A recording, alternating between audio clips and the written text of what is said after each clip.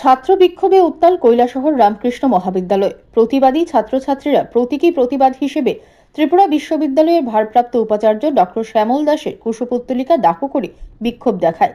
ABVP ছাত্র সংগঠনের পক্ষ থেকে এই আন্দোলন করা হয়েছে। আন্দোলনের নেতৃত্বে ছিলেন ছাত্রনেতা সায়ন মালাকার, আয়ুষ দেব, কঙ্কন পাল, অনুপকান্তি মজুমদার, স্নেহা সূত্রধর সহ আরও অন্যান্য ছাত্র নেতৃত্ব। আন্দোলনের ব্যাপারে কঙ্কন পাল জানান যে বিগত কয়েক মাস পূর্বে কৈলাসহর কলেজের বিভিন্ন সেমিস্টারের ছাত্রছাত্রীদের রেজাল্ট প্রকাশের পর দেখা যায় যে প্রচুর ছাত্রছাত্রীরা বিভিন্ন বিষয়ে ব্যাক পায়। এমনকি ছাত্রছাত্রীরা পরীক্ষা কেন্দ্রে বসে লিখিত পরীক্ষা দেওয়ার পর রেজাল্ট প্রকাশের পর দেখা যায় যে ছাত্রছাত্রীরা পরীক্ষা কেন্দ্রে অনুপস্থিত। ছাত্রছাত্রীরা দ্বাদশ শ্রেণীতে ৮০ কিংবা ৯০% নম্বর পেয়ে পাশ করে কলেজে ভর্তি হয়ে প্রথম সেমিস্টারে ফেল করছে, যা কোনোভাবেই বিশ্বাস করা যায় না। এমনকি ছাত্রছাত্রীরা পরীক্ষায় ব্যাক পাবার পর ফের পরীক্ষা দিলেও একই নম্বর অনলাইনে দেখা যাচ্ছে। তাছাড়া যেসব ছাত্রছাত্রী ব্যাক পাবার পর ফের পরীক্ষা দিয়ে পাশ করলেও অনলাইনে সেসব ছাত্রছাত্রীদের ব্যাক দেখানো হচ্ছে। ছাত্র সংগঠন এবিভিপির পক্ষ থেকে কয়েকবার ত্রিপুরা বিশ্ববিদ্যালয়ের ভারপ্রাপ্ত উপাচার্য ডক্টর শ্যামল দাসকে জানানোর পরও বিশ্ববিদ্যালয়ের পক্ষ থেকে কোনো ধরনের কার্যকরী ভূমিকা গ্রহণ করা হয়নি। ত্রিপুরা বিশ্ববিদ্যালয়ের অধীনে থাকা রাজ্যের ২৮টি কলেজেই একই সমস্যা চলছে বলে জানান ছাত্র নেতা কঙ্কন পাল। এরই প্রতিবাদে তাদেরই বিক্ষোভ। এর জেরে প্রায় ২ ঘন্টা কৈলাসহর কলেজের অধ্যক্ষ ডক্টর অজিত বর্মনকে প্রিন্সিপাল রুমে তালাবন্দি করে বিক্ষোভ দেখানো হয়।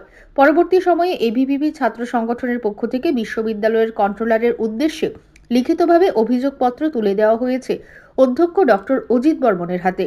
এ ব্যাপারে কলেজ অধ্যক্ষ ডক্টর অজিত বর্মন নিজেও দাবির যৌক্তিকতা স্বীকার করেছেন বলে জানা যায়।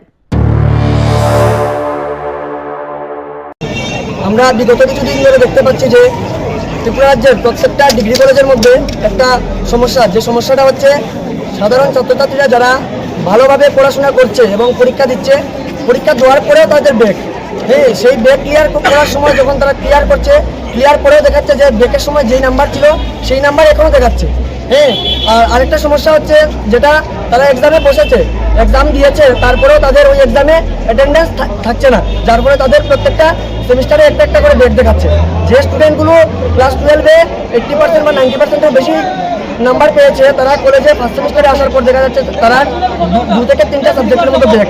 এই ব্যাকগুলি যে রয়েছে এগুলো স্টুডেন্টের গাফিলতির কারণে নয়, পুরোটাই গাফিলতি হচ্ছে ত্রিপুরা ইউনিভার্সিটি থেকে হয়তো ভালোভাবে পেপার দেখা হচ্ছে না।